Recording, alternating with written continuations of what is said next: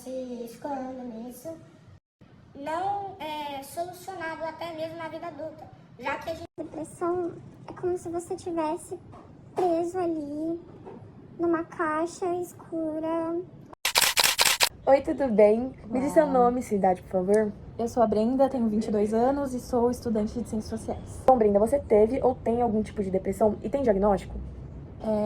Eu tive um diagnóstico, eu acredito que eu tenho depressão desde os 10 anos de idade, mas eu só tive um diagnóstico com os 14, mas mesmo assim eu nunca busquei um tratamento durante muito tempo, e eu considero que eu tive porque hoje eu me sinto praticamente curada da depressão.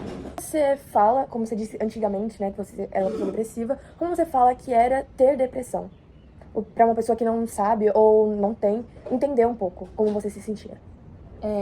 O sentimento de ter depressão é como se você estivesse preso ali numa caixa escura, onde você não consegue enxergar o mundo lá fora. E é como se fosse uma tristeza que não passa nunca, mas ao mesmo tempo você acaba se acostumando com essa tristeza. Então se torna quase uma apatia, sabe? Bom, Brenda, o que você diria pra uma pessoa que tem depressão? Como que ela faz ou tenta ela procurar ajuda pra melhorar? Acredito que a primeira coisa, a mais importante, é ter uma rede de apoio. Porque só quando você consegue ter ali pessoas próximas de você, amigos, familiares, com quem você pode desabafar e falar o que você está sentindo, ou se expressar de alguma forma, escrever, enfim, até principalmente terapia, né? Principalmente. E eu diria também que se você é uma pessoa com depressão, talvez o mundo seja algo que não te interesse tanto, talvez você não tenha tanto interesse de entender novas perspectiva, sabe? Você acaba sentindo que você não tem muitos objetivos. E eu acredito que é muito importante, talvez, você criar objetivos concretos da sua vida, planos que você quer pro futuro. E quando você consegue ter uma base, você consegue se movimentar um pouco, sair de casa, ver outras pessoas, fazer amizades, conhecer pessoas, e aí você vai saindo aos poucos disso, claro, com um tratamento psicológico, psiquiátrico, se for necessário, e com uma rede de apoio. Bom, Brenda, muito obrigada. Oi, tudo bem? Qual é o seu nome, cidade e que ano você está? Meu nome é Sofia, eu tenho 16 anos e eu estou no segundo ano ensino médio. Da sociedade invalidar as doenças mentais. Eu acho que eles não tratam como uma doença de verdade, eles tratam como uma frescura que eu acho que deveria ser tratada como uma doença como qualquer outra. Tia, tudo bem? Qual é o seu nome, série e idade? Oi, tudo bem? Me chamo Alisson, sou do segundo ano B e eu tenho 17 anos. Bom, Alisson, eu tenho uma pergunta pra você e eu quero saber se você acha que as pessoas estão se autodiagnosticando muito hoje em dia e se isso é um problema. Cara, eu acho que sim, as pessoas estão se diagnosticando. Isso. Acho que isso é um problema porque muitas vezes elas acham que tem um... isso desatento, tem TDAH, isso aqui, isso tem autismo, e elas acabam se escorando nisso, se fazendo em várias situações assim como vítimas, assim. Acho que é um grande problema. Agora eu quero saber se você acha que essas pessoas que se autodiagnosticam, elas são um problema ou não pra sociedade. Sim. Pra mim elas são um grande problema, porque, como eu disse anteriormente, elas se vitimizam, usam isso pra se escorar, e acabam sendo um grande problema. E também porque elas, quando elas fazem isso, elas induzem outras pessoas a repetir o mesmo comportamento, que acaba gravando mais ainda a situação. Perfeito, muito obrigada. Qual que é o seu nome, idade e série? Bom dia, meu nome é Maria Clara, sou do segundo B e tenho 16 anos. Então, eu queria te perguntar qual que é a diferença entre um psicólogo e um psiquiatra?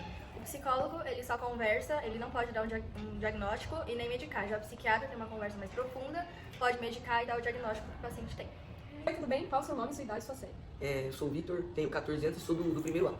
Tá bom, vou fazer uma pergunta pra você agora. Em que medida traumas da infância determinam a saúde mental na vida adulta? E até que ponto é possível superá-los?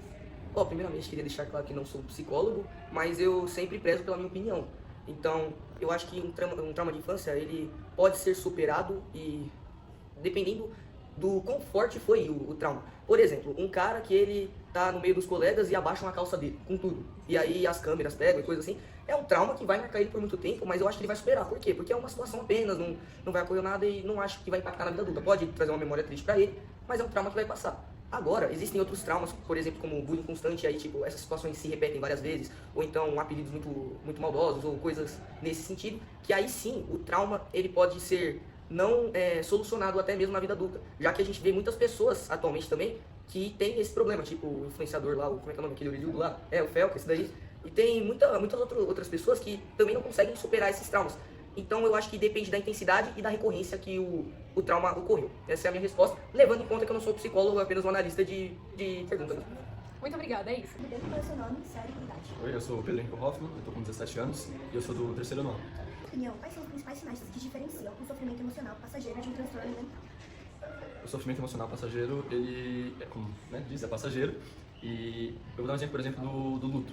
Quando a gente entra em luto por causa da perda de alguém, o saudável é a gente passar por um momento passageiro. A gente compreende a morte da pessoa, a gente entende a perda da pessoa, mas depois de um tempo esse processo vai nos curando e a gente fica bem de novo. Agora, quando você entra numa questão de problema mental, que desce para uma depressão, por exemplo, ou algum transtorno, é um problema que ele começa a durar períodos não convencionais. Porque todo sentimento, ele segue algumas regras de como ele deve ser passado. Você percebe que isso está além do normal quando esses períodos de tempo não são respeitados devidamente. Então, a gente consegue perceber uma depressão, por exemplo, quando a falta de energia, a indisposição e afins duram um tempo muito mais incomum do que deveria durar só uma tristeza. Você acredita que o sofrimento emocional pode evoluir para um transtorno mental? Sim, eu acredito porque o ser humano, ele é moldado a partir da biologia dele, do que ele é, e também com a questão ambiental. Quando você sofre alguma coisa emocional que tecnicamente seria passageira, mas o seu ambiente não te propulsiona a melhorar ou ficar melhor, ou enfim, se curar dessa situação, você ficar preso nesse looping, desse sentimento negativo, você não consegue sair disso, isso vai se enraizando no seu cérebro e aos poucos você vai se deteriorando uma doença mental, depressão. Meu nome é Margarete, eu sou psicóloga, formada há 15 anos, sou especializada em neuropsicologia. Vou ler uma perguntinha pra senhora. Muitas pessoas ainda dizem que os problemas mentais são apenas frescura ou falta de força de vontade. De onde você acha que vem essa visão? Essa visão vem muito também do machismo, que sempre foi colocado como se a mulher tivesse mais problemas de doenças mentais, por conta da depressão, da ansiedade, e sempre foi colocado como se as pessoas pudessem vencer a doença mental somente por meio da oração, somente pela força de vontade, sem a compreensão e o entendimento que era uma doença tão grave como o diabetes, como um câncer, que carece de tratamento muitas vezes medicamentoso. Então, isso vem se perpetuando, isso vem se fortalecendo. Só que também, agora, com a consciência das pessoas mudando, a pandemia ajudou muito a mudar esse pensamento sobre as doenças mentais, essa compreensão. Né? Então, a doença mental, reforçando, ela não é frescura, ela não é falta de Deus, ela não é falta de vontade. Eu sempre uso uma expressão para falar como uma pessoa tem depressão e ela não consegue sair da cama. Se tiver num baile e chamar uma pessoa que não tem uma perna para dançar, ela vai conseguir dançar? Não vai. Então, o preconceito contra as doenças mentais atrapalha o tratamento?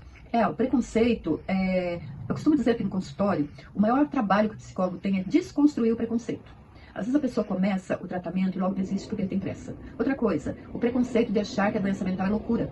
Né? Então as pessoas não querem ir ao psiquiatra, que acham que psiquiatra é coisa de louco. Não querem tomar um medicamento, que é muito importante o tratamento medicamentoso. Então, isso dificulta muito. E eu sempre faço aquela mesma analogia. A pessoa que toma um remédio para diabetes, ela é viciada? Né? Ela não toma porque ela é viciada, ela toma porque ela precisa. E o medicamento, ele é necessário, os medicamentos de hoje são modernos, não vicia ninguém, a pessoa tem uma vida normal. Né? Então, esse preconceito é muito difícil de ser desconstruído. Uma vez desconstruído, aí o tratamento flui muito bem. Muito obrigada. Já olhou pra alguém e pensou, o que passa na cabeça dela? Mistério e idade. Alisson, eu sou do segundo ano B e eu tenho 17 anos. Tá gravando? Não. Lógico que eu tô. Não, só...